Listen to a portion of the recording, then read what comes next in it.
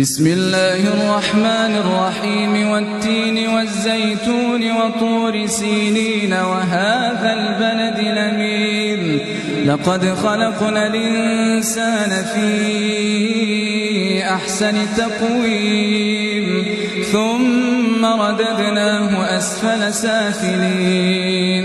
إلا الذين آمنوا وعملوا الصالحات فلهم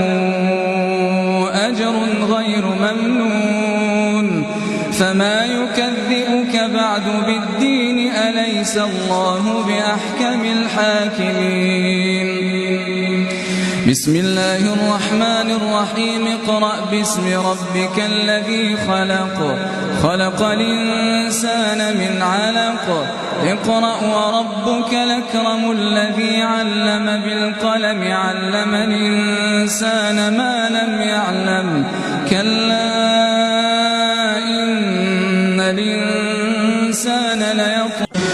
بسم الله الرحمن الرحيم والتين والزيتون وطور سينين وهذا البلد الأمين لقد خلقنا الإنسان في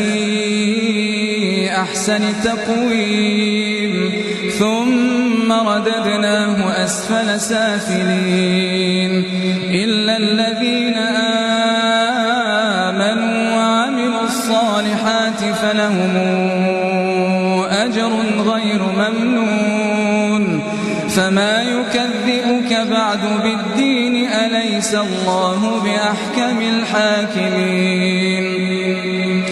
بسم الله الرحمن الرحيم اقرأ باسم ربك الذي خلق خلق الإنسان من علق اقرأ وربك الأكرم الذي علم بالقلم علم الإنسان ما لم يعلم كلا